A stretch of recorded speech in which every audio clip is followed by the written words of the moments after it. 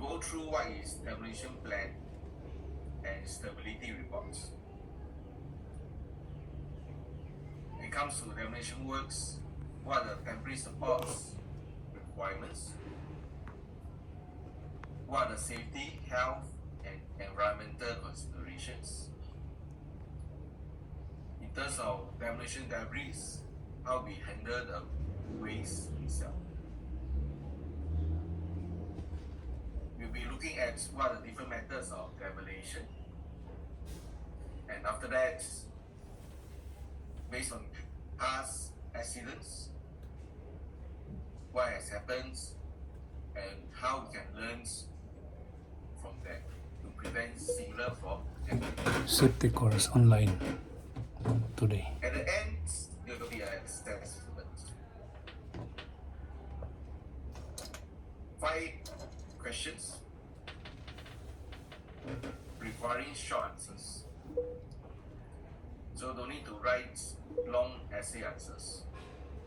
Short answers, preferably in point forms. 30 minutes will be given. So we should be starting these assessments at around 12:30.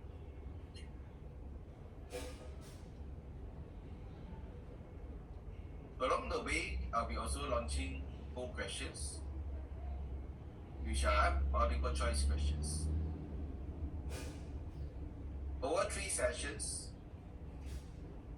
3 MCQ each. So meaning in total, 9 questions. So later, when I launch each of these MCQs, from your screens, you can see and to answer directly from the screen itself. So everyone do participate in these 4 questions later on when I launch.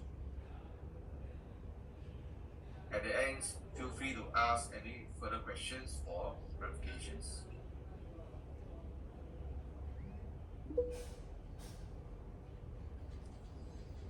So what's the aim for this morning? Is to give everyone the opportunity to learn, understand safety in demolition of buildings and structures. By the end of this course, participants should be able to firstly demonstrate a sound knowledge of legislation relevant to demolition works, able to address what are the safety, health, and environmental concerns involved in demolition works. And from there, what are the methodologies in different methods of demolition? And lastly, explains major causes of demolition related accidents.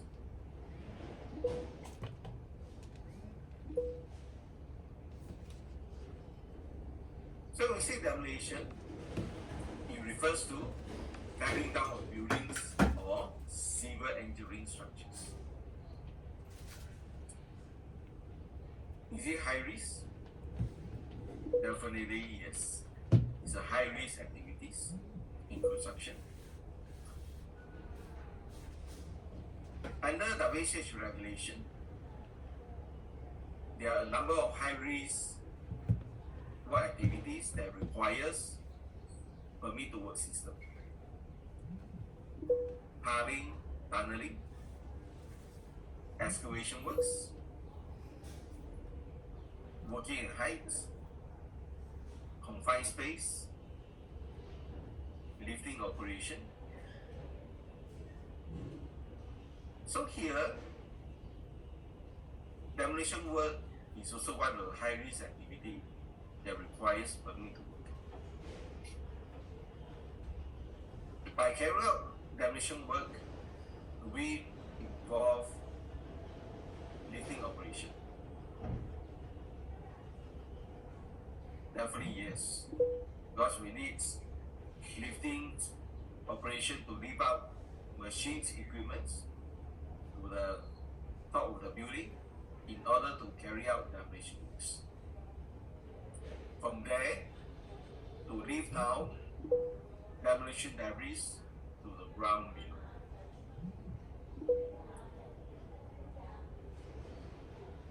Any excavation works? Definitely yes. Because when it comes to substructure demolition, ground beams, hull caps, foundation, we also need to have excavation works.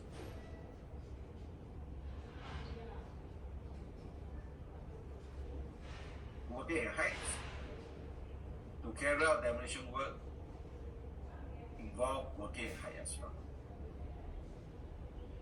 What about confined space? We do demolition of big basement for underground structures, like underground tanks. These involve confined space as well. So from here you can see that demolition work by itself is high risk, but when we carry out demolition works, it involves a number of other high risk activity as well. The rest are standalones. For example, confined space, standalones is a high risk. Working at height, standalones. Lifting operations, standalones. But demolition work involve not just by itself, other high risk activity. So can we conclude that demolition works compared to other work activity, high risk, is even higher risk? So as such, it's critical to be fully understand what are the various hazards involved in demolition, not just by itself, other related high risk activities, which includes falling from elevator work surface, exposed to hazardous substances, poor lighting, electrical hazards, falling objects, confined space. We also need to look into the hazard on overloading, meaning the machine equipments demolish debris on the existing slab itself too much, end up overloading, leading to partial collapse or even total collapse. When it comes to support systems, the bracing members are removed improperly, resulting in instability of structure members. When it comes to demolitions of buildings, do we demolish new buildings? The answer is no, right? We are demolishing old buildings, many years already.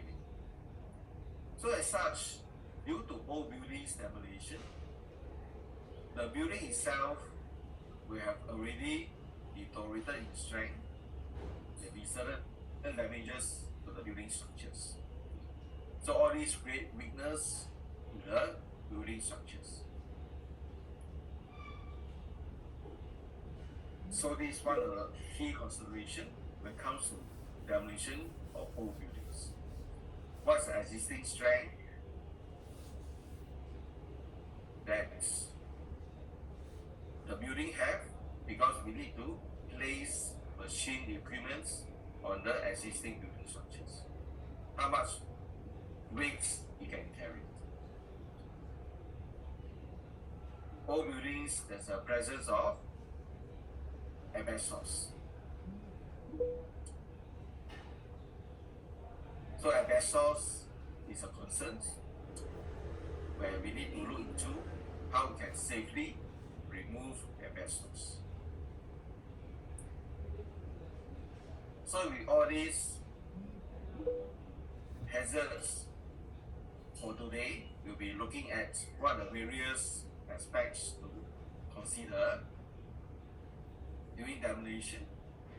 In fact, before demolition as well, will ensure safety and health of the workplace.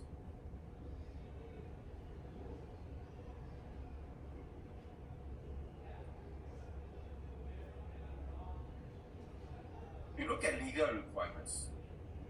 In Singapore, we have this WHS Act, which is a key legislation on occupational safety and health framework. So there's duties of employer as well as occupier to fulfill. When we say occupier, refers to the stakeholder having control over the workplace. So it can be a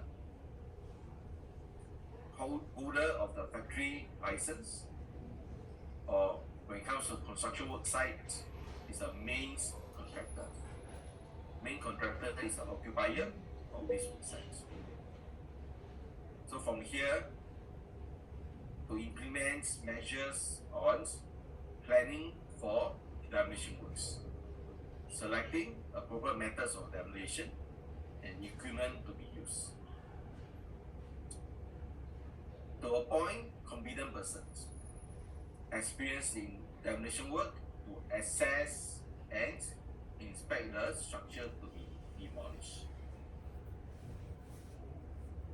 So here, when I say appoint competent persons to assess and inspect the structure to be demolished, who are we referring to? I can share at the chat box. So who is this competent person we are referring to? Anyone? Yeah, along the way I'll be asking certain questions as well, so that you can also share your experience on this, and at the same time we can make this section interactive. Anyone? Who is this competent person?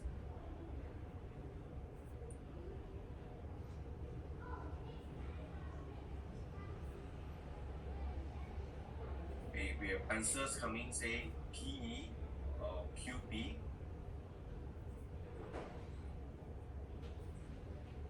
Some saying RE, RTO, WHS officer.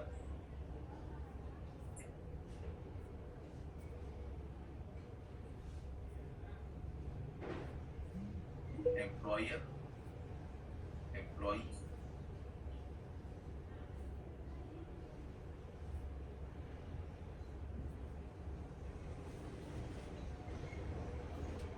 The majority I can see is saying refer to QP, which is correct. When we say QP is appointed for demolition, that means you have a QP for demolition. Right, demolition QP. So this QP before demolition is to assess the structure. From there, submit demolition plans to BCA to get approval and to apply permit to commence demolition. Right, so this is undertaken by the QP for demolition. And not only that, during the course of demolition, to also inspect the structure during demolition. To conduct risk assessment, which is nothing new, but here we say risk assessment to be in relation to the demolition works. And it should not be what we call generic risk assessment. When we say generic, it means a risk assessment conducted applies to all types of demolition works. I mean, we do come across risk assessments which are generic and end up certain hazards are not adequately identified. As such, during demolition, there's lack of control measures. Because demolition of high-rise building, or demolition of underground structures, deep basements, retaining wall, for example, the hazards are very different. So each of these must have a specific risk assessment methods, not just a generic to cover all types of demolition. And from here, we have specific safe work procedure as well. Like what's a safe work procedure for high-rise building demolition, basements, underground structures, retaining wall. So each of these will be specific as well.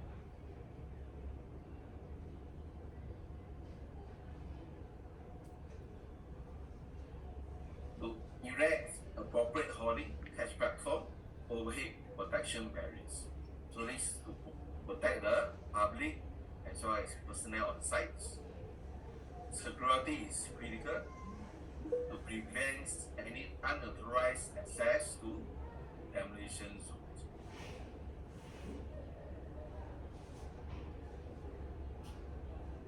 When it comes to the Act and the regulation, we can see that all these are what we call legal requirements, meaning if you don't comply with the Act regulation, it's an offense under law. Relevant regulations on demolition includes general provision, risk management, construction, fine space, scaffolds. Yeah, we need scaffold to carry out demolition as well. We have noise. Carrying out demolitions is noisy. What have regulation? There's also a regulation on asbestos, operation of trees.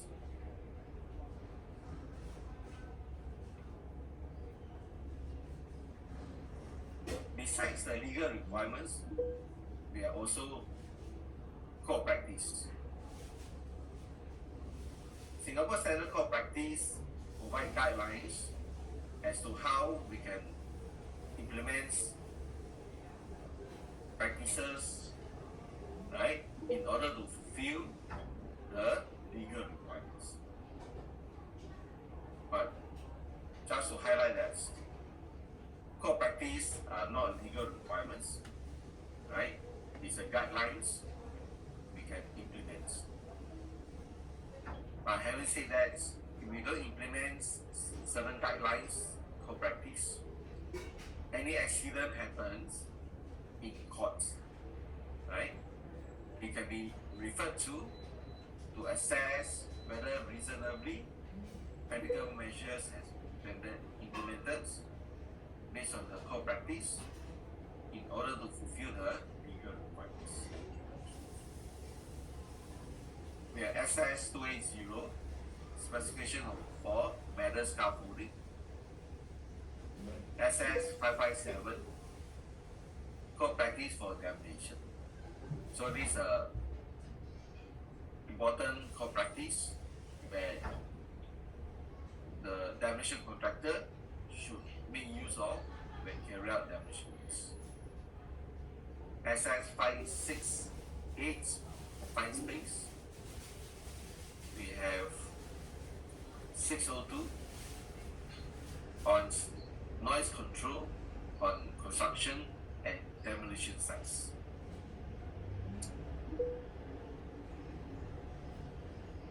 We have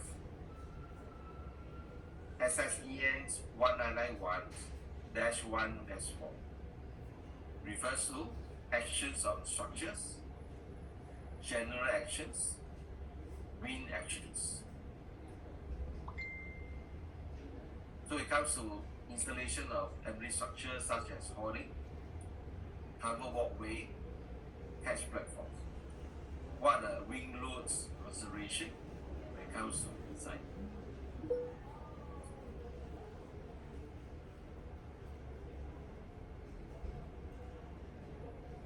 On duty of employer to take reasonably practical measures to ensure safety and health of everyone at work,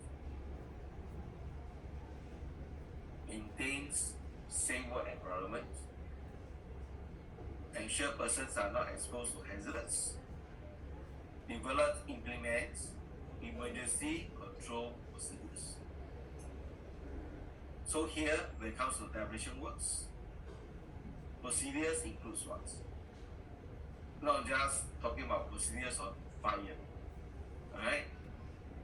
Demolition work may have situation on structure collapse. So if this happens, what's the emergency response plan? What about due to working heights? Somebody fall from heights by wearing a safety harness, hanging in midair. How to do the rescue operation? So what's the response plan on this? When it comes to confined space, demolition, okay, what's the response plan in sudden collapse due to hazardous atmosphere? Excavation works, right, to demolish any underground structures. Soil collapse. Against what other response plan? So from here, provides adequate instruction, information, training, supervision to employees. What about duties of personnel? To wear the required PPE, to follow safe work procedures, do not endanger yourself as well as others when carry out the demolition works. Do not tamper with any device, equipments, comply with the act, and also, importantly, cooperate with employers, supervisors.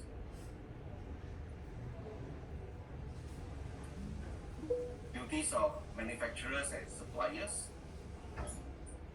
Demolition work involve different types of machinery equipments. The manufacturer suppliers who supplies or manufacture such machine equipments has a duty to ensure all these are safe to use. You look at the fee schedule in the Act, that includes scaffolds, lifting equipments, forklift, and etc.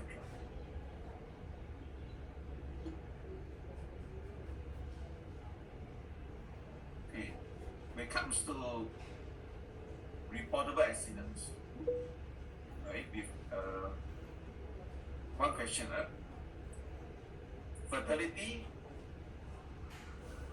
must immediately notify MOM, right? And from there to submit a IR report within 10 days. What about workplace related accidents resulting in injury? How many days of MC must submit a report to MOM? And we'd like to share about this in the chat box. So question is, how many days of MC required reporting to MOM?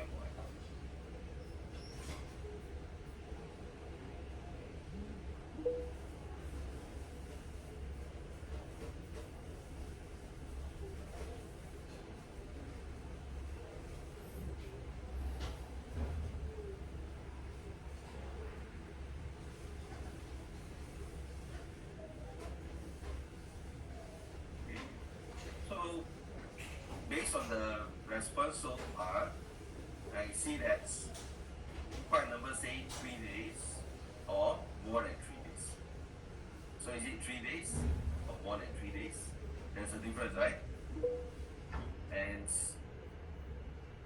some say 1 day, a few say 1 day, but majority is 3 days or more than 3 days.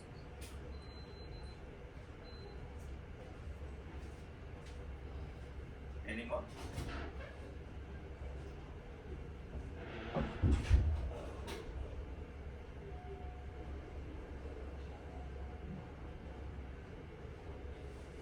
Okay.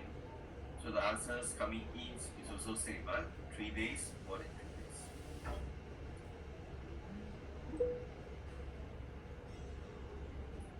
Okay, let me share with you the act itself. So this is Publishers Act. You can access to this act through this website, Singapore Statutes Online.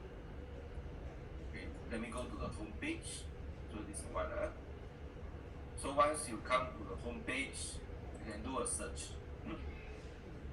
This website actually includes all the act and regulations in Singapore, not just on safety. We have the health, like from NEA, PUB. We have BCA as well, BCA Act regulation. We have SCBA. So all Act regulation in Singapore can be found here. Right? Employment Act, for example. So let's say you want to search for WSH Act. Okay, so over here, you can access to the Act. From here, you can download a copy. You can see? Downloads PDF.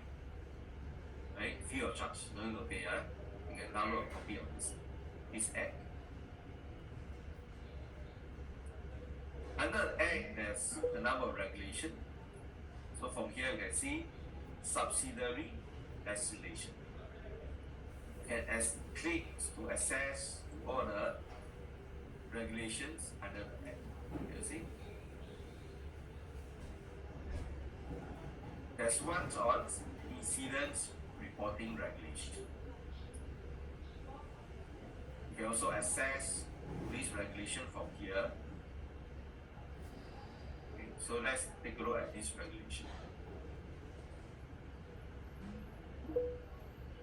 Regulation 6 is on duty to report accidents leading to injury. So let's see what it says. Okay, so this is one.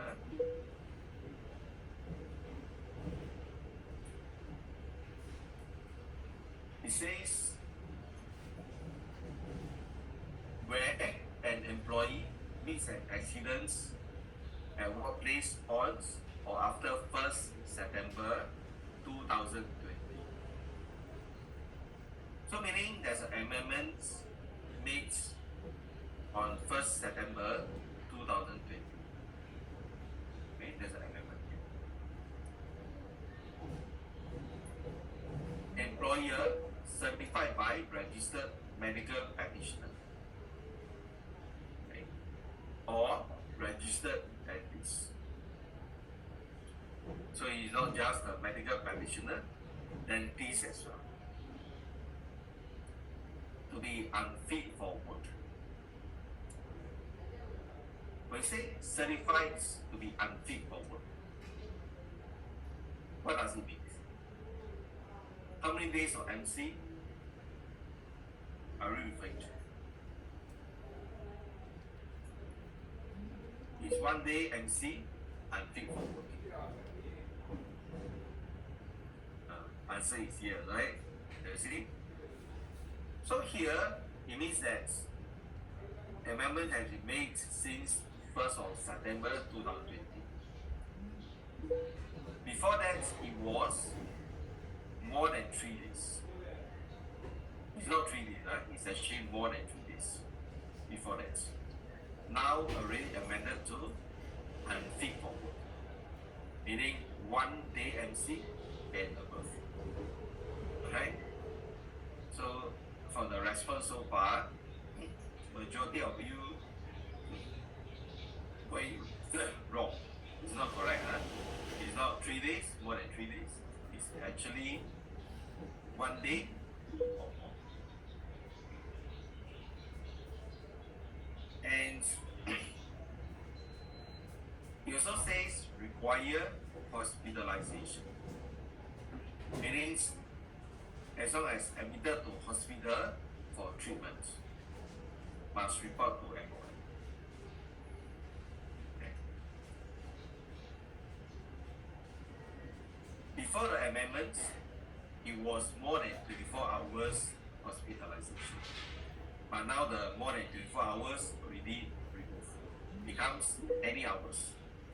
As long as admitted for 3 minutes. Even 1 hour, 2 hours. Next, we have liaisons light duty. So here, even no NC issues, can go to work, right? But restricted to light duties. Must also report to employer. Okay? Okay? So all these employer to submit reports to commissioner. Commissioner refers to employer within 10 days of the date of first notice of accidents. Right? So I mean from here, I think quite a number of you are not aware that the amendment here made since 1st of September 2020.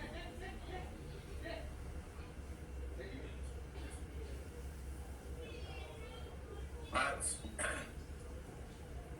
remember, these are legal requirements. The Act and regulation are legal requirements. Meaning we don't comply with any of the Act regulation, it means it's an offense under law. Okay?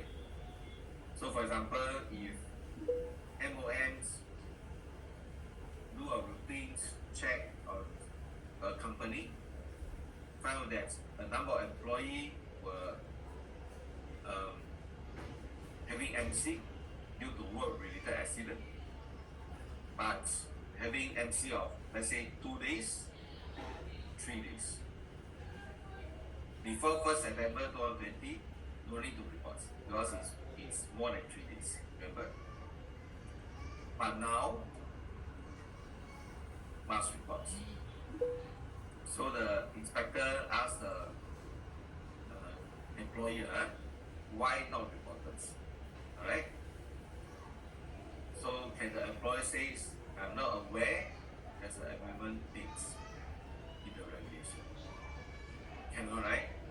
Because every employer has a duty to keep themselves updated on any changes as well on the regulation. Right? So MOA will not accept such explanation as well, right? So under offense, under law, actually can be fined or jail or both. Okay? So over here, we look at timeline. So you can access to this timeline. You can refer to those regulations before the amendment. So, like previously, we have edition of 6 January 2014, and the current one is actually 1st September 2020, which we are looking at now. So let's say you want to see the previous one, you can also download a copy over here. You see, download PDF. So from here, let's say you want to refer to in the past, before these amendments, what's the requirements? Okay? So you can download. So these are regulations, right? Before. So similarly, we can look into sections, regulation 6. So what was the requirements? Okay. So before that, it was employee granted more than 3 days. You see? More than 3 days. That's before. So now remember, already amended to unfit for work. And before that, only medical practitioner. Dentist not included. Now if dentist issue MC unfit for work due to workplace accidents, like the teeth or tooth due to injury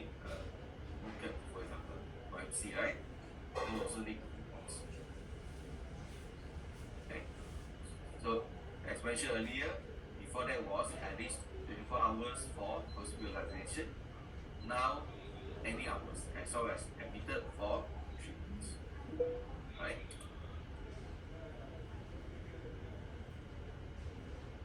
Okay, so this is the latest requirement, right? Based on the incident reporting regulation. 1 day MC, light duty, admitted to hospital. Right? Not only that, based on second schedule, dangerous occurrence, based on third schedule, occupational disease, and definitely fatal accident.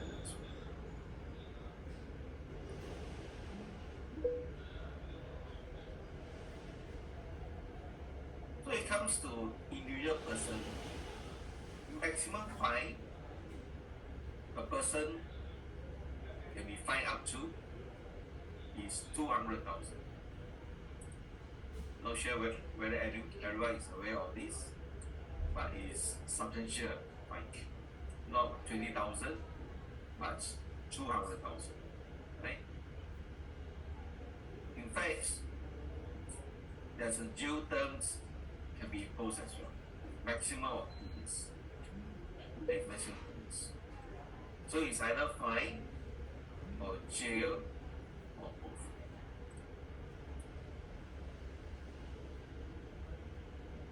What about companies? Company maximums is even higher.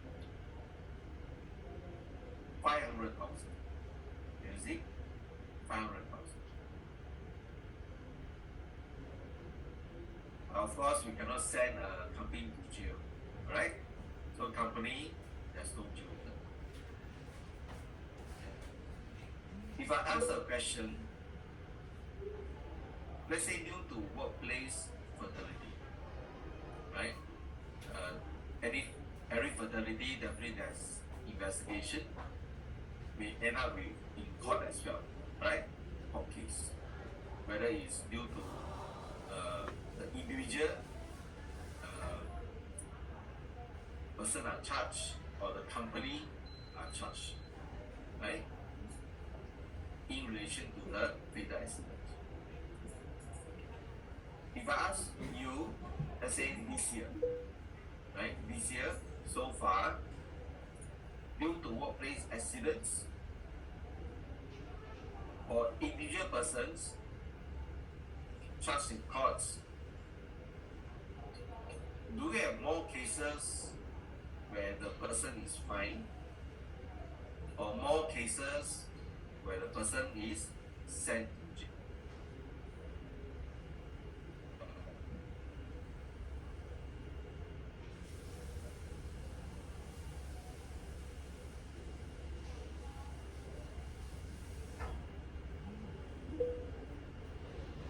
Fine or jail, which one? You can share in the chat box.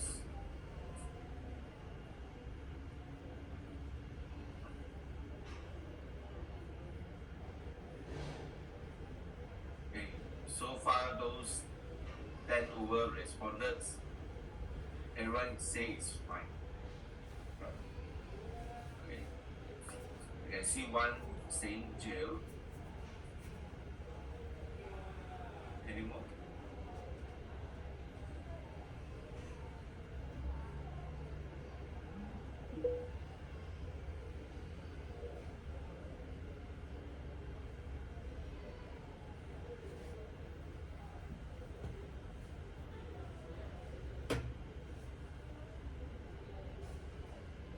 Okay.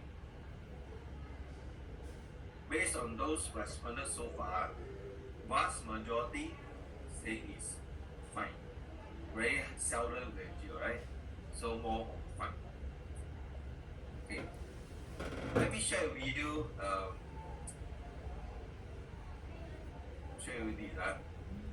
So here it shows list of offender convicted under WHS Act this year. Only for those having fatal accidents. MOM do publish this list and updated regularly. So So below you can see this is updated 23rd August this year. Recently updated, right? Today is 27th. Updated 23rd this month. So let's go through the list. We just look at the individual person. That means includes the individual and company as well. Okay. So here, first person in the list is a operator, real loader operator. So you can see the name of the offender is published and which section under the act in charge. What's the penalty imposed? 2 months in jail. Alright, first person is 2 months. Okay, second person is a director, fine 125,000. Okay, can anyone help me count the number? So how many jail, how many fine? As we went go through the data, how many count? Alright. So here, how many already? 1 jail, 1 fine, right? So 1 each. Okay. So how many count? Alright. So any more? Okay. All these are company. We don't include so we look at individual. Okay. Here.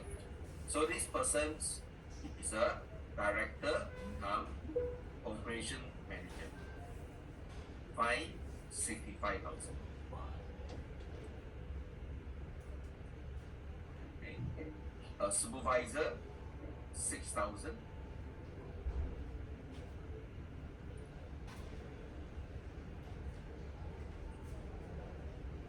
Any more? Okay. A worker, you see general construction worker 11 months. Person at work, right? Person at work 6 months.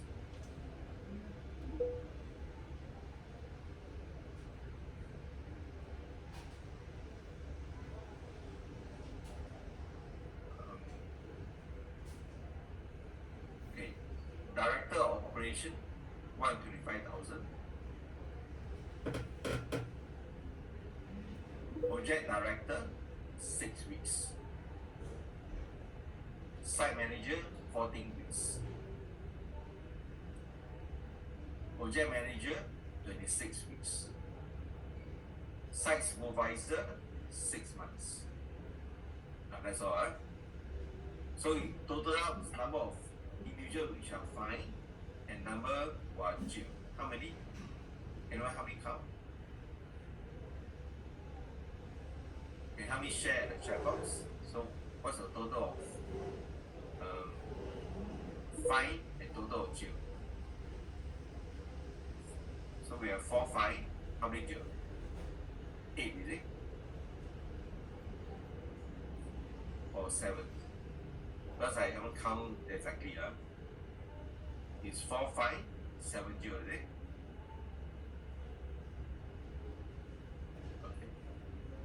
So here, we can see, based on this year so far, individual 4 are fined due to fatal accident.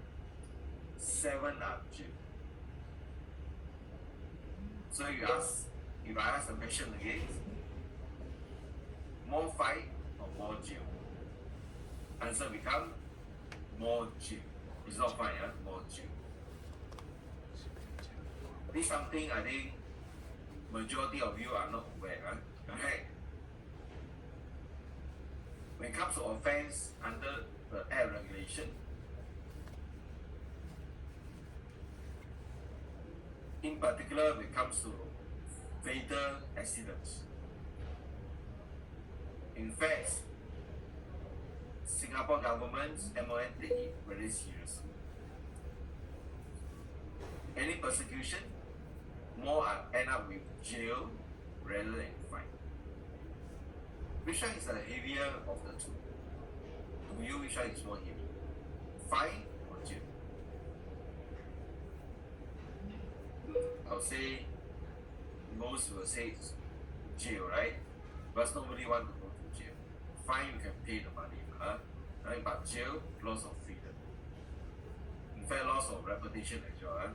You got a record there, a person sent to jail before. So as such, can affect the future career as well, because the record is there, right? Employer may not want to employ a person who was jailed before. Right?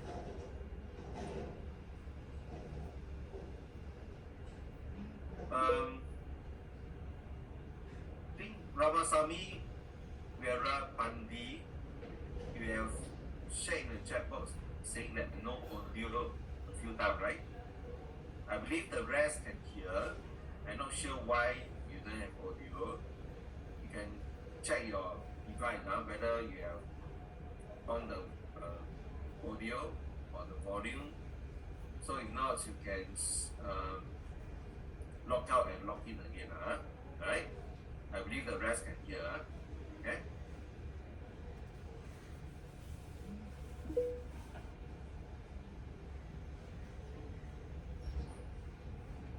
Okay. So this is about the penalty under the Act, right? So now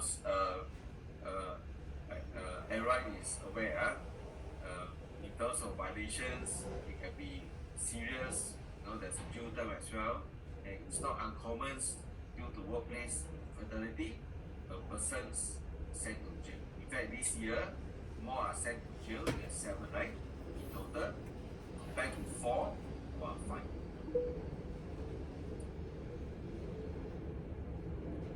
Okay, so let's look at the regulation, right? What must be complied with, right?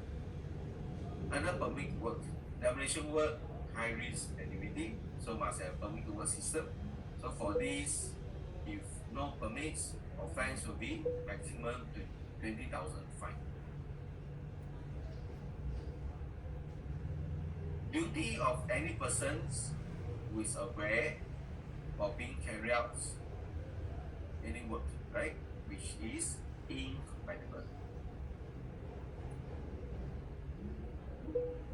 So here, to immediately report to either supervisor, demolition officer, the coordinator, or project manager. When I say incompatible with any high risk activity, what does it mean?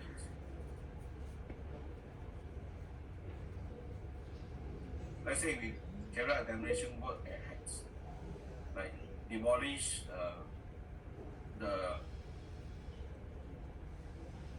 building top level, the RC wall or columns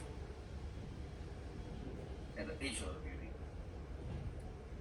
Below, another group of contractor, let's say doing excavation works, remove certain underground services. So here, these two are what we call incompatible works. Why? Having demolition work at heights at the edge of building, there's a risk of what? Falling, then demolish damage. Can hit somebody below doing excavation works. So as such, only once activity can be carried out at the same time. So here it says what? Duty of any person who is aware. Any persons refers to any person from which group of person, the personnel. Are we referring to any person from the contractor? Referring to the demolition contractor? Does it include the subcontractor from this demolition contractor? I mean, whether it's main cons or subcons.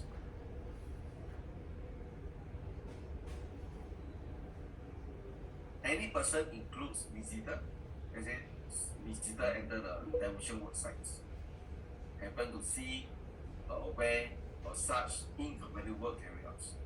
Does it include visitors? Visitors can be consultant as well, right? Or any visitor, supplier, right? Or external service provider. What about supervisors,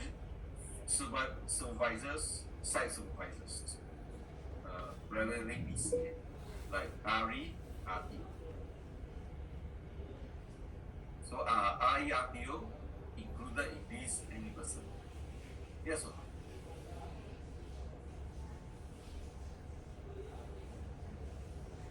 Answer is a yes. Any person means anyone, right? Everyone's, whether you are from the contractor, you are a visitor or consultant, or in fact RERTO, anyone's. Okay. So here, remember this regulation. If fail to report, aware but never reports, and later on, worst thing, accident happens. Because not reported, right? The activity continue, accident happens. And worst case is what? Fatality. Okay? During MI investigation, so we found that certain persons is actually aware or present, but did not immediately report. Do nothing, didn't report. End up accidents, or worst case leading to fatality. So it becomes what? It's an offense under law. You see, it's an offense, because you didn't report. But Regulation 18(1) says, duty of any person where incompatible works, immediately reports. Okay? So once we voted the PM, we will review and to revoke the permit to work system, because not safe to carry out, right? Immediately.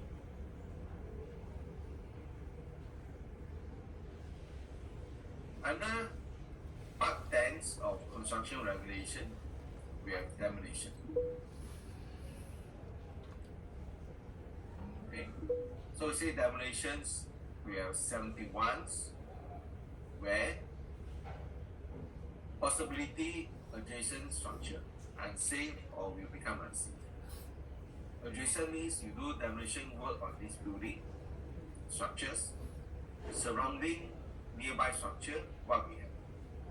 Because demolition can cause impact to surrounding structures due to these demolition works that can result in instability. So here it says no demolition will be performed unless sheet piling, shoring, bracing, other means to ensure stability or adjacent structure, right, to prevent collapse. So this is important. Meaning, remember we have a competent person appointed, refers to a QP for demolition. So the demolition QP during the planning stage must assess the surrounding structure, meaning do an impact assessment. Whether due to the demolition work will it cause the impact to the surrounding structure on the result in instability. I mean, surrounding structure may have high-rise building, low-rise building, or we have houses, right? If these houses, is it resting on hard foundation or shallow foundation?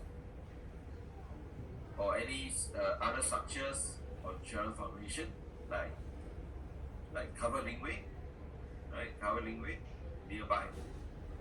So all these due to demolition can result in instability. If so, it says what? Provide sheet piling, which is to be designed by the demolition QP, to do a design on the sheet piling, shoring, to ensure stability of these structures. When it comes to removal of column beam floor, duty of occupying to ensure work is being carried out with due regards to integrity of remaining structure. So meaning you do demolition works, we have remaining structure, right? Cannot be done within one day, for example, right? So as we progress, remaining structure must be in a stable condition and to be done according to the method statements prepared by the PE. Important, prepared by PE. To provide at all times safe access, right, during demolition, and also to safeguard person from falling materials. When it comes to risk management regulation, duties of employer, self-employed and principal to take reasonably practicable steps to eliminate any foreseeable risks. If you cannot eliminate, to take steps to reduce the risk. Right? And from here, implement safe work procedures.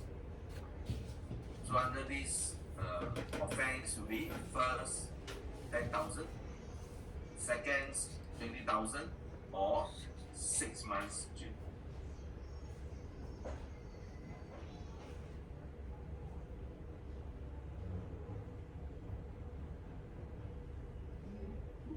So here, we look at section 3 on demolition plans and stability reports.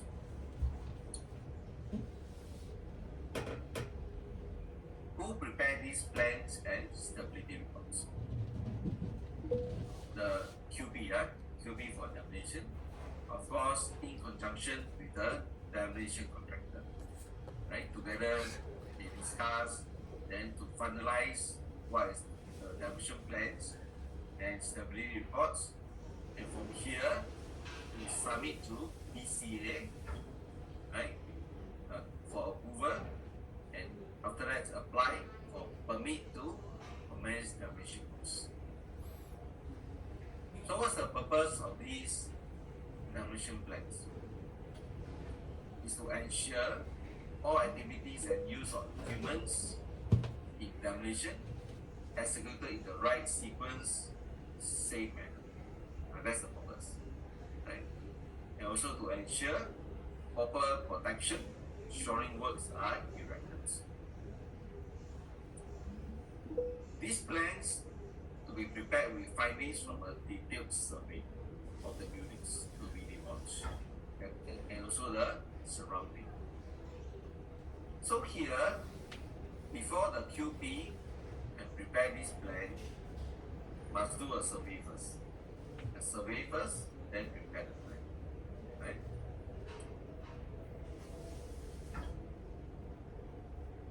When it comes to the stability reports, is to ensure throughout all stages of demolition, maintains structural stability of the building being demolished, including neighboring, adjoining buildings, and debris works. And that's the purpose of these stability reports. So the reports is not just on the wording, like descriptions, includes calculation as well.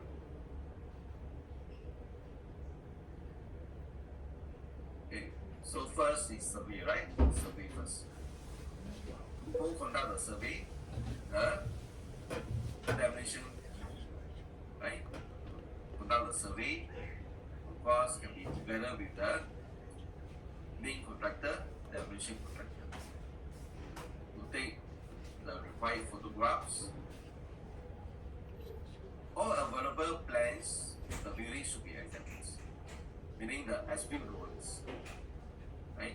To have a copy of the as-built drawing during this survey, to look through the as-built drawings and compare against the current condition, right?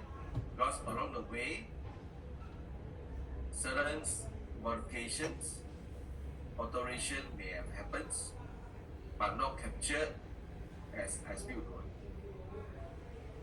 Some can be even illegal modification, alteration.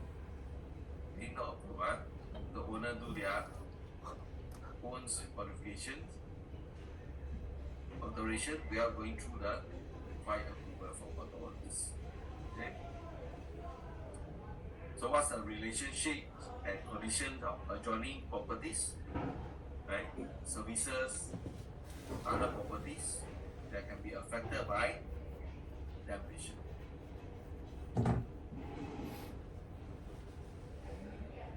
Building owner to make available information about hazards likely to be encountered during demolition.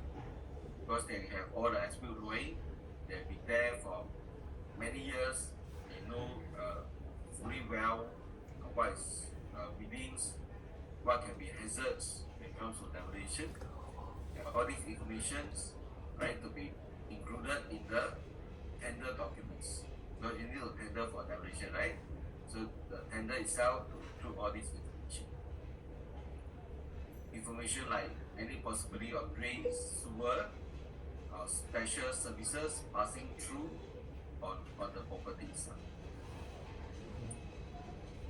Building structure examines and to carry out necessary tests to determine conditions on whether the material has deteriorated in strength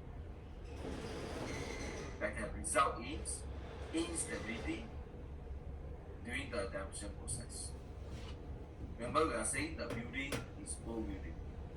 You know the material used to build the building, for example, concrete or steel structures. Over the years, we have deteriorated in strength. Right? It's not the same as new building, right? New building we design, we built. So the strength of this building is as per design, new design. But over the years, what can happen? Due to material deteriorations, right? Due to damages as well, the strength is no longer the same. So as such, you must carry out the necessary tests to confirm what's the strength of this current building we are going to demolish. For example, we talk about concrete. What tests can we do to confirm the strength? You can do core test, right? You do a coring and send the concrete core for accredited lab for testing to confirm the strength. Okay. What is it important? These information must be furnished to the QP. Why? Because the QP need to come up with the support systems, right? When it comes to demolition, like the current slabs, how much machines, equipment it can support, right? It also includes how much debris it can support. Cannot based on the original design strength, right? Based on current.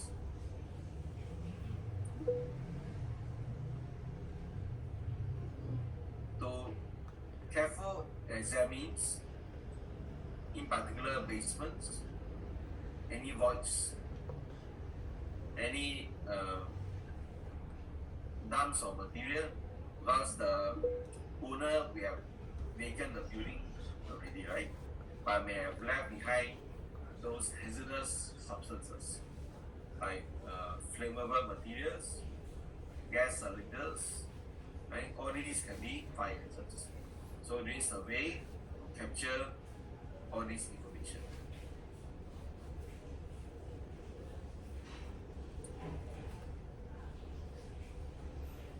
Measures to ensure public safety security to prevent contamination of demolished debris, right, should be implemented. When it comes to the roof and frame structure, right, to survey on the overall stability, any possible occurrence of unbalanced thrust to be checked,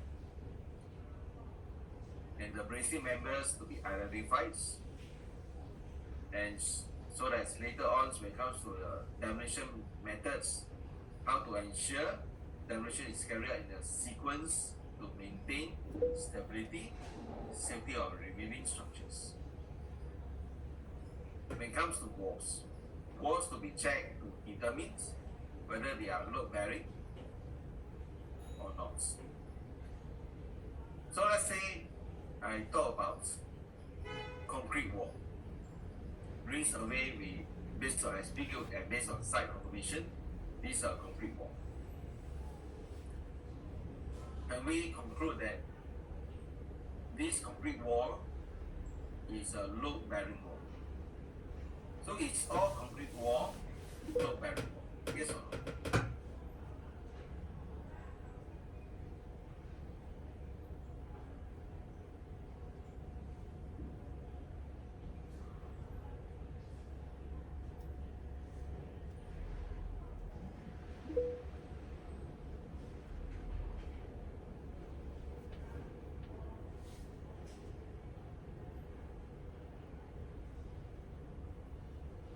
Yeah, very good. I can see majority say it's a no, some say actually it's a yes. But answer should be no, right? Should be no. Doesn't mean concrete wall will be is a load bearing wall. Alright? Some may not be, like you have concrete wall, it's not for load bearing purpose, it can be for purpose of security. Like for example back, we don't want break in, right? So the wall is concrete wall, but it's not load bearing. It can be for the fire resistant purpose, right? To resist fire rating. It can be for insulation, right? Or against heat, or can be insulations against sound as well. Alright? Different purpose. So answer is no. So as such, during survey, we confirm it's a load concrete wall, but which one are the load bearing and which concrete wall is load bearing. That we determines and mark on the drawing. Right? Important, because this will have an impact to learn method statements later on. Right? So clearly confirms and mark on drawing which are the one load bearing concrete wall, which are the one which are not. What about brick wall? During survey, we based on experience at the sites, right? And we say this wall is a brick wall. So is all brick wall known load bearing? Yes or no? We say brick wall, that means known load bearing. Is it? Yes or no?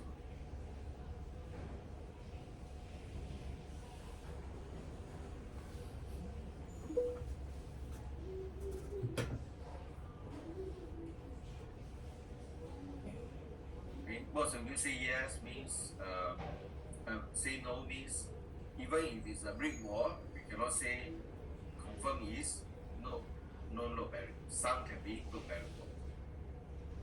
But some of you actually say yes means all brick wall are non load bearing.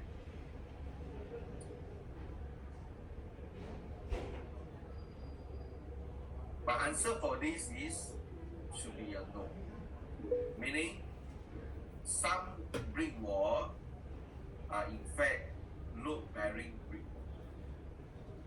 They are load bearing brick walls, right? Doesn't mean brick wall or non load bearing. I mean, take for example, you look at those houses, old houses, 3-4 stories, conservation houses, a row.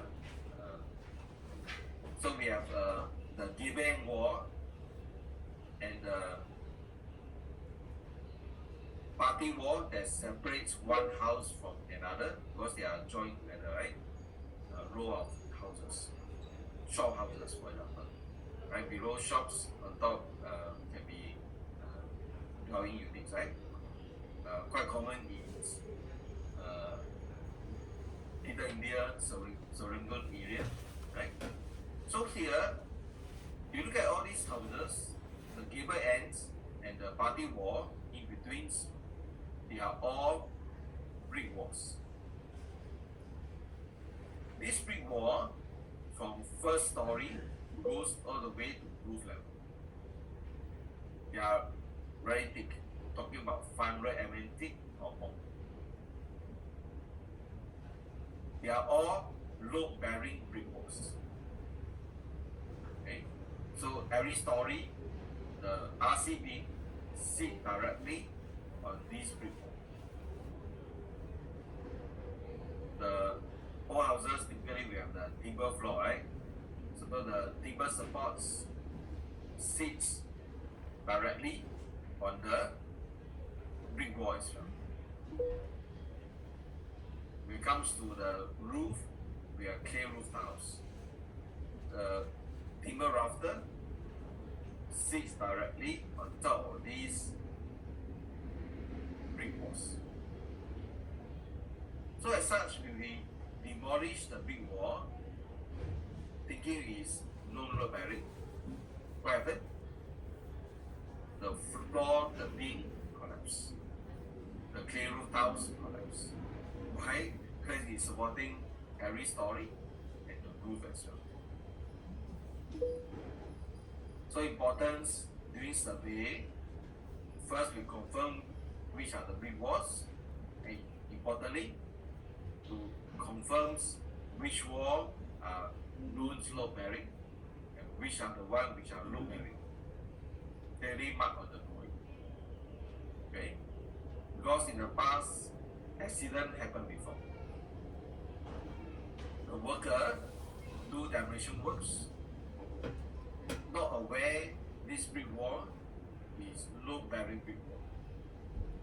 Proceed to hang the brick wall, end up the work structure collapse and the worker dies.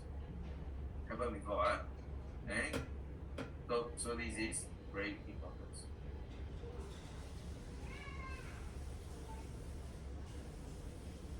We have stability sensitive structures. Refers to precast concrete panel or frame. Can be pre-stressed concrete like post-tensioning structures, cantilever structures, composite structures.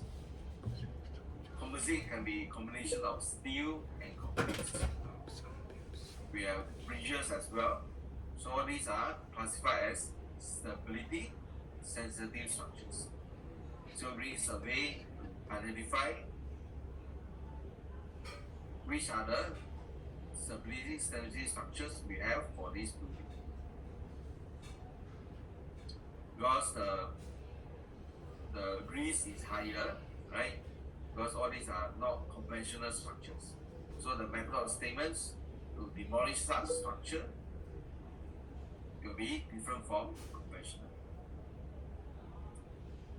So from here, the P must have a good knowledge of these stability sensitive structures in order to come up with the method statements. So at times, the P will also seek advice from specialists, like the post-tension slab, for example, and how to demolish post-tension slab in a sequential safe manner. So the P can seek advice from this specialist contractor as well.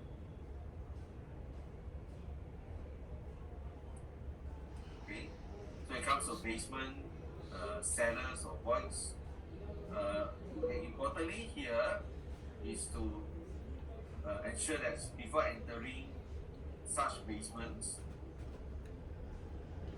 to do a gas detection, right? Because let's say the owner you store certain hazardous substance in the basement, not removed, and due to the building structure already vacant, right? There's no ventilation. And the exhaust, all that is already stopped, right? We don't continue with ventilation. ventilation. So due to poor ventilation, they have presence of what? Flammable vapor. Very dangerous, right? We will end up carry out survey, accident happens. Right? So do a gas detection to make sure it's safe to enter the basement before the survey. The same goes for underground storage tank, right? Do a survey as well, do a gas detection as well. During the survey of all these structure, we will look into the position, the depths, right? The types, what is actually used for, like the tank, the vase, does it contains chemical, or is it gas, and so on. Dangerous structure. So when a structure is declared dangerous by authority, for example, there's a big fire. After the fire, BCA inspector will come down, verify, right, whether the building structure integrity has been compromised after this big fire. Is it safe to occupy? Right? If it's not safe, it will be declared as dangerous structure. So if it's a dangerous structure, meaning the structure stability of this building is already compromised, then for demolition method of statements is different. Need to have additional supports to support the building before demolition. During survey to look into all the main and services and whether which are the one to be targeted or removed or to be cut and made safe. So include electricity, drainage, gas, water, and so on. So from here, after survey, then the P can prepare the demolition plans and stability reports. For the demolition plans, there's 4 components. First, site plan. Second, building layout plan. Third, method of statements. Fourth, supervision plans.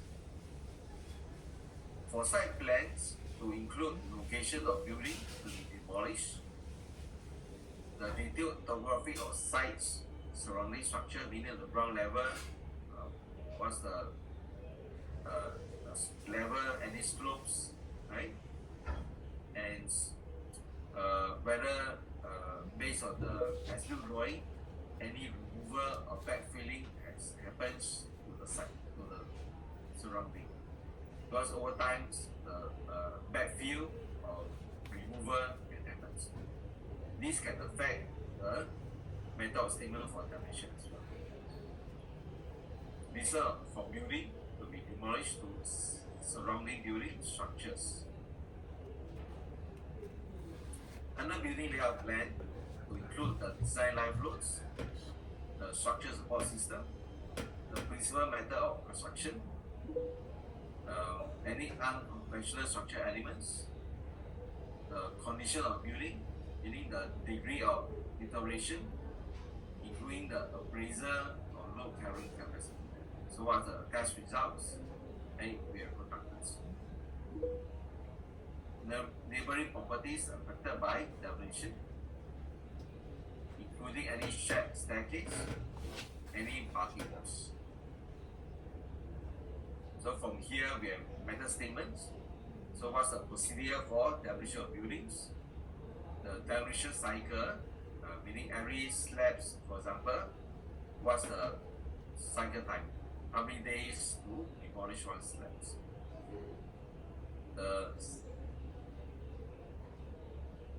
use of machine, and what are machine to be used, and where's the route of movement of the machine.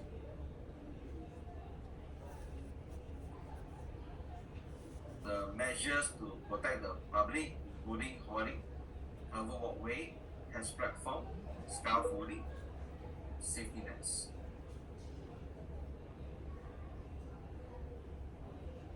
Temporary supports required for the building. Method of handling disposal of debris, Properly design. This is important. The template supports we use, right, to support the structure for demolition to include debris loading of not less than 300 mm height. So it comes to design of these props, we design for at least 300 mm height of debris. Okay, at least 300 mm height of debris. Other provision includes to install CCTV where necessary to monitor demolition, especially high-rise buildings. So far, let's say we have high-risk work activity. I mean, one is demolition work, right? Others have like work at heights, lifting operations, excavation works, piling works. Is it a legal requirement, meaning whether it's mandatory to install CCTV to monitor? Yes or no? Is it a must? Is it a legal requirement?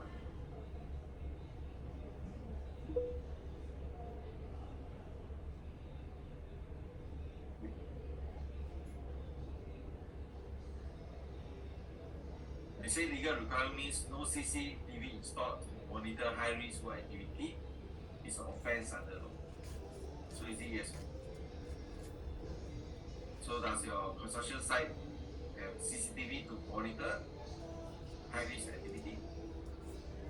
If not installed, it's an offense.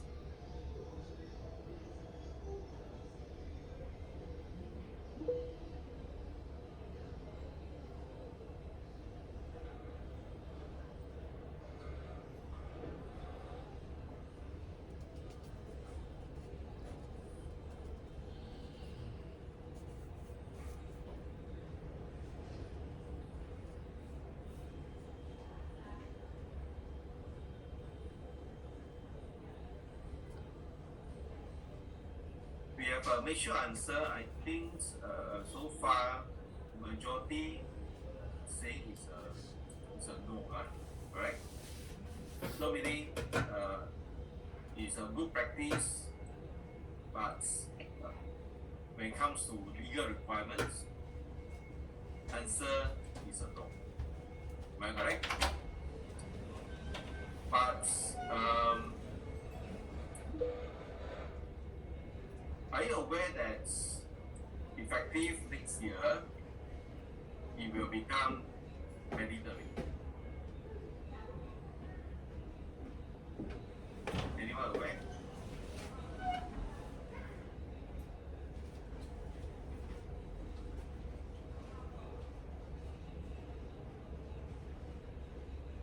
Okay, let me share with you this.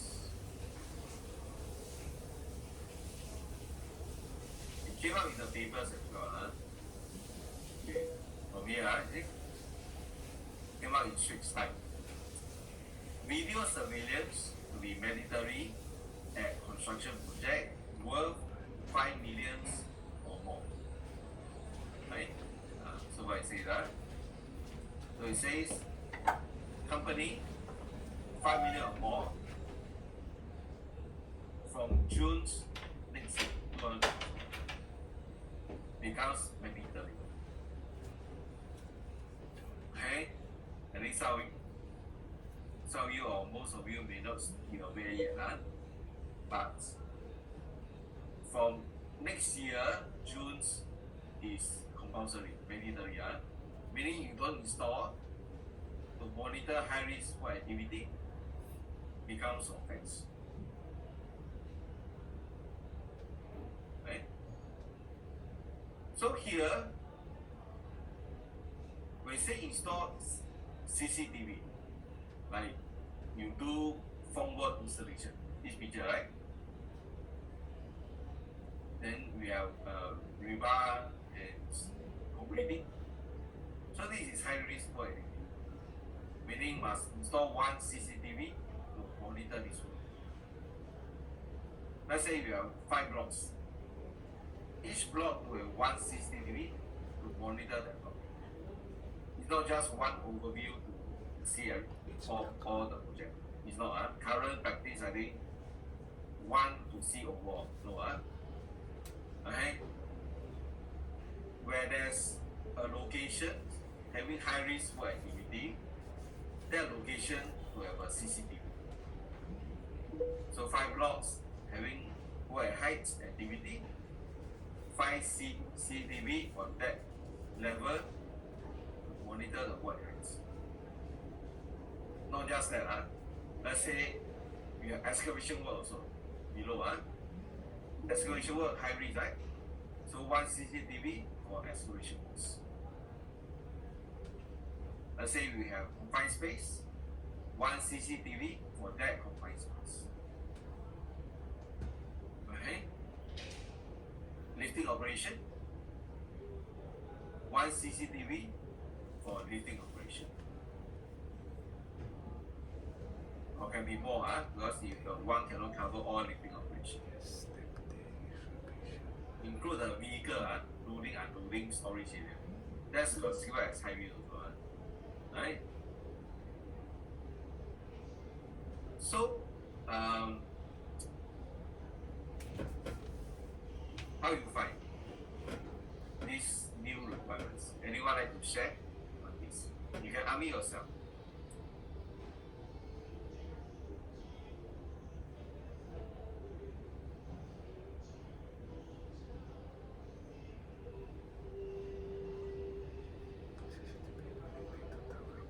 Yeah, I mean, connect to tower crane is one way. Okay. But provided it can monitor all location.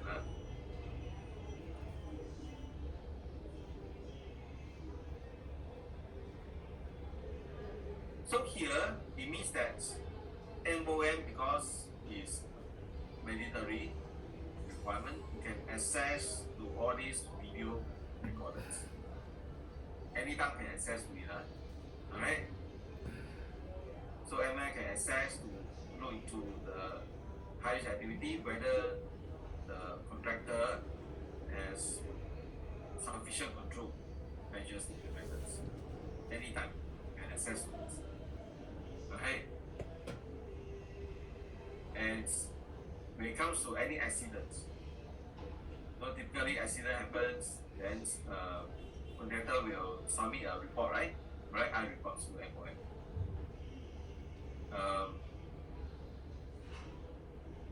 I mean, information will be based on the report submitted.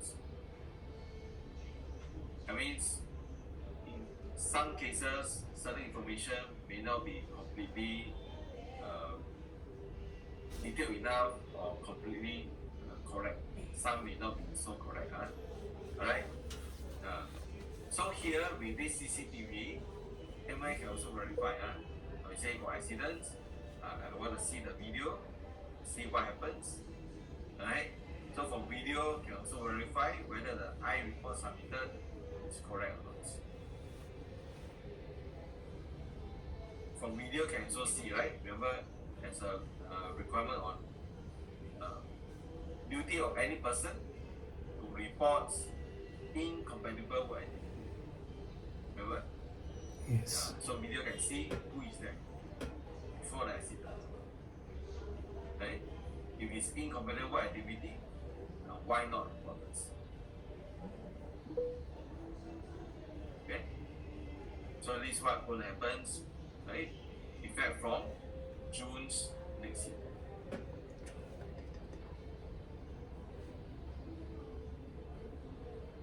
Okay. So this is the demolition scheme for tall buildings.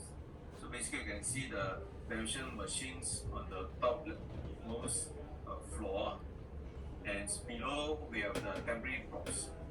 Here 3 floors of slabs, 3 floors are being supported by temporary props. Okay?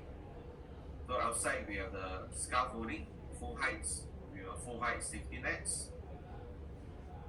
Every 10-meter interval we have this catchback. Okay, so surrounding the building, catchback. Purpose is to catch any falling material over the 10-meter interval. Below we have the hoarding, and we have the cover walkway, catch platform. Right, so this is a typical demolition scheme for tall buildings. Supervision plan.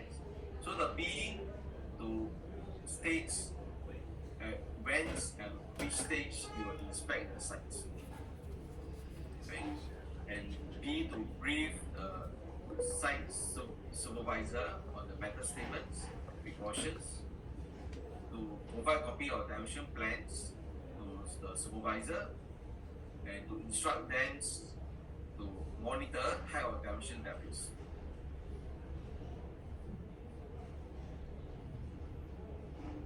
Full-time supervisor appointed to supervise demolition works.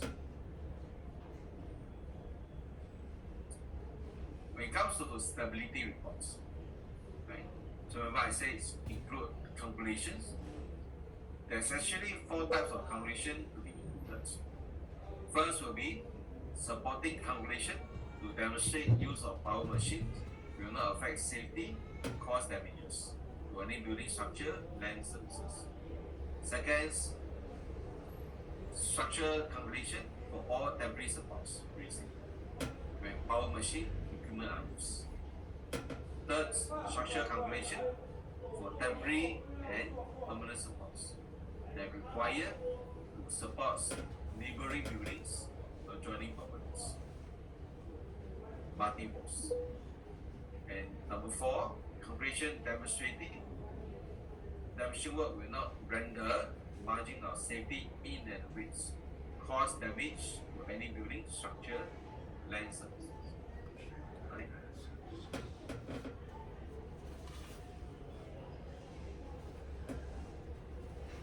Okay. So recently we have this enhanced requirement for applicable buildings, effective from last year, 1st November. So this is something new, from 1st November last year. Affected building, meaning the applicable building, refers to buildings more than 5-story high. 5-story high, or building more than 40 years old, but excludes residential landed properties. Right?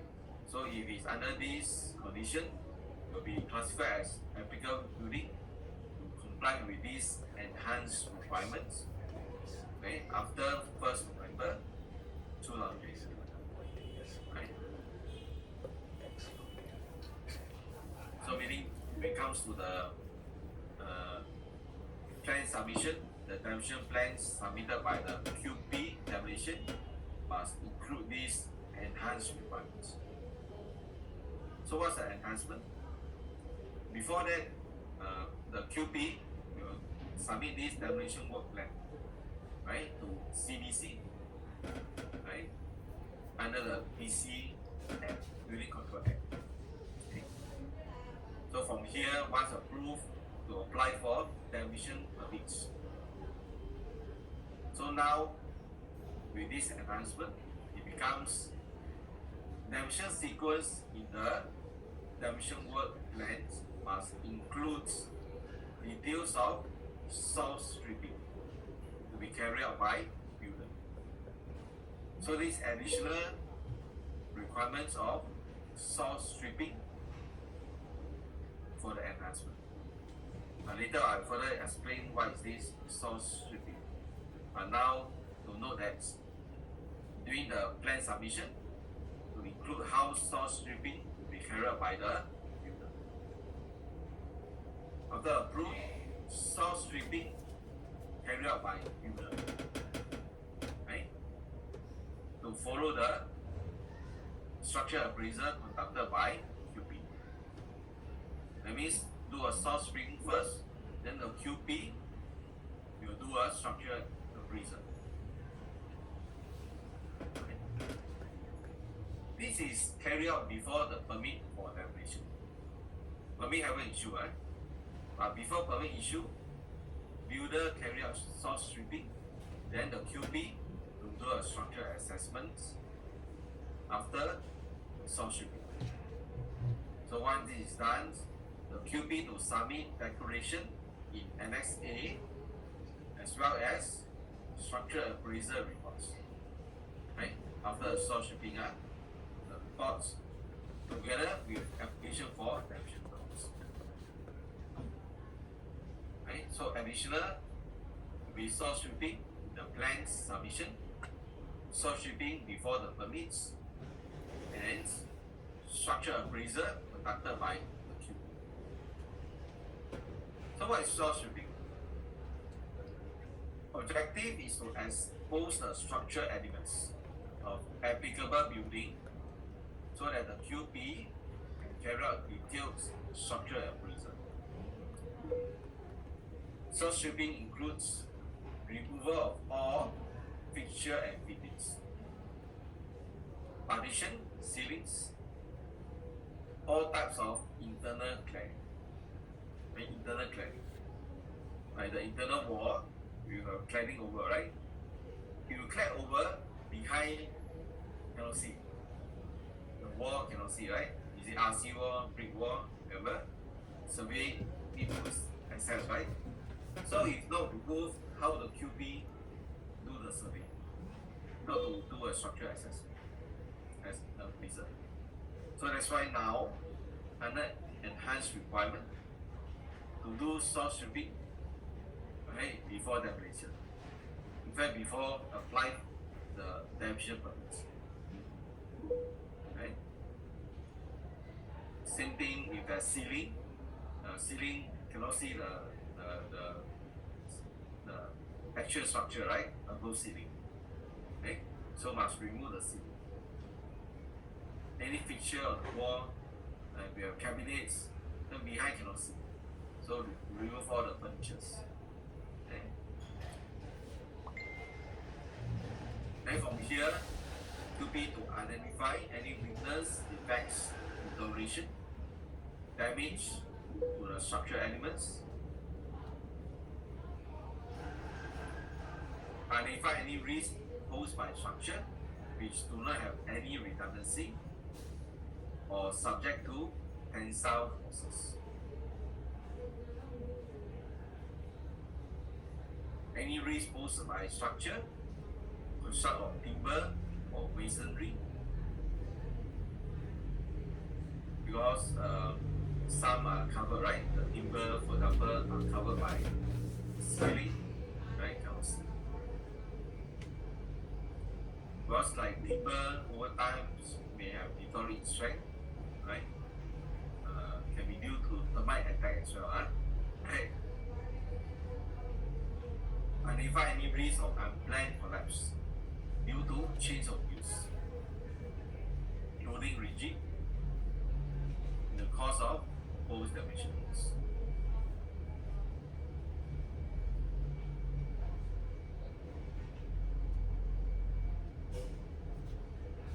Certified demolition plans remain adequate.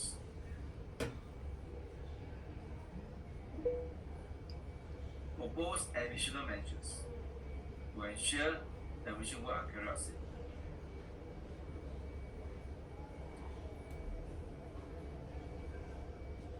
Okay.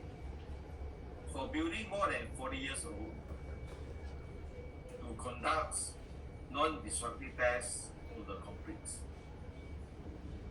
Right? To do core tests. So that we know what's the strength of these concrete.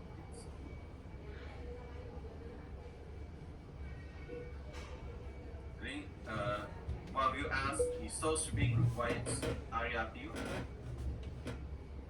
Answer should be yes, correct?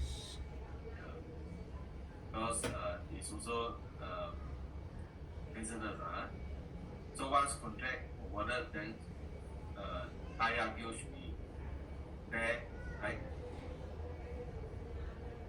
Even before the demolition permits.